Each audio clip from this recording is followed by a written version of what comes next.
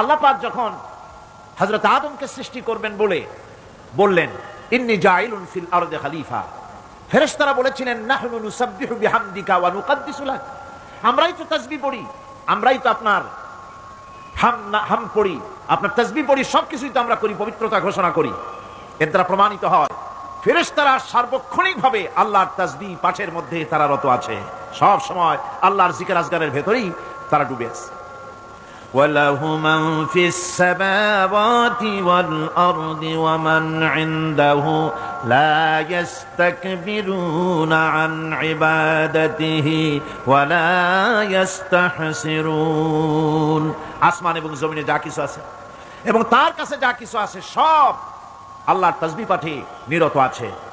আর ফেরেশতারা তো বন্দিগি করছে আল্লাহ পাকের, আর কখনোই তারা অবাধ্যচারণ করে না, আর কখনো তারা আল্লাহ পাকের জিকির থেকে, তাসবিহ পাঠ থেকে তারা ক্লান্ত হয় না। আল্লাহ পাক তাদের সম্পর্কে আবার বলেন ইউসাব্বিহুনাল লাইলা ওয়ান নাহারা লা ইয়াফতুরুন। এই ফেরেশতারা রাত দিন তার প্রশংসায় পড়ে থাকে, কখনোই শৈথিল্য প্রদর্শন করে না, কখনোই আল্লাহর জিকির থেকে, তাসবিহ থেকে তারা বিরত থাকে না। এ ধারণার মধ্য দিয়ে কোরআনে কারীম মানুষকে স্পষ্ট করে বলছে যে ফেরেশতারা হচ্ছে আল্লাহর গোলাম, আল্লাহর বান্দা।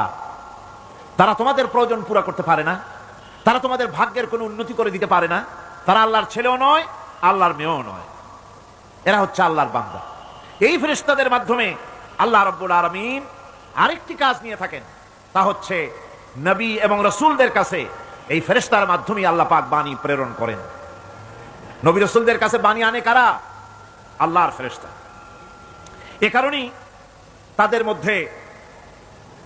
তাদের মাধ্যমে আল্লাহ পাক নবী রাসূলদের কাছে আল্লাহর বাণী পাঠান, যে এই ফেরেশতারা ওই বাণীর ভিতরে কোন রকম হ্রাস বৃদ্ধি করে না, তারা আল্লাহর অবাধ্য নয়, ওর মধ্যে তারা বাড়ায়ও না, তারা কমায়ও নাই, কোনো ক্ষমতা তাদের নাই।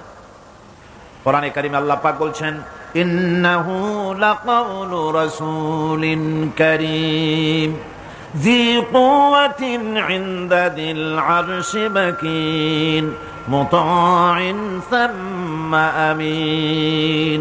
নিঃসন্দেহে এক সম্মানিত বার্তাবাহকের বর্ণনা, এক ফেরেশতার বর্ণনা। আরশ অধিপতির কাছে তিনি সম্মানিত।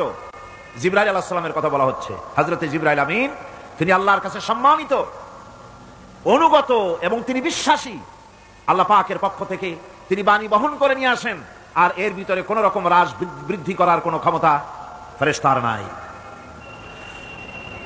আল্লাহ পাক বলছেন ওয়া ইন্নাহু লাতানজিরু রাব্বিল আলামিন নাযালা বিহির রূহুল আমিন। নিঃসন্দেহে এটা হচ্ছে রব্বুল আলামিনের পক্ষ থেকে অবতীর্ণ করা কিতাব, যা নিয়ে বিশ্বস্ত আত্মা অবতরণ করেছেন, অর্থাৎ হযরতে জিবরাইল আমিন। আল্লাহ পাক তাকে বিশ্বস্ত বলেছেন, শাদীদুল কুওয়া বলেছেন, প্রচন্ড ক্ষমতা তার, আল্লাহ পাক বলেছেন।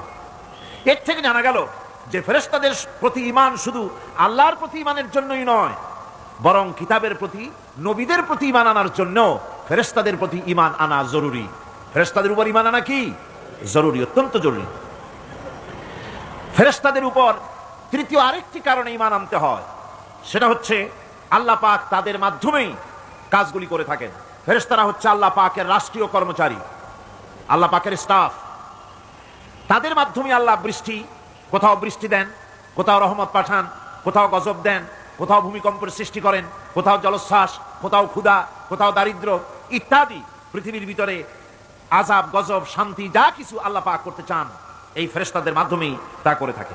এক কথায় ফেরেশতারা হচ্ছে আল্লাহ পাকের রাষ্ট্রীয় কর্মচারী। এই কথা এভাবেই বিশ্বাস করতে হবে যে ফেরেশতারা কখনো অবাধ্য হয় না, অবাধ্য হওয়ার কোনো ক্ষমতাই তাদের নাই, তারা আল্লাহ পাকের বাধ্যগত আজ্ঞাবহ কর্মচারী। ফেরেশতাদের উপরে ঈমানটা এই পর্যন্তই আমি আপনাদের সামনে বললাম। ফেরেশতাদের প্রতি ঈমান আনার ব্যাপারে এই তিনটি কথা আপনাদের সামনে পেশ করেছি। এখন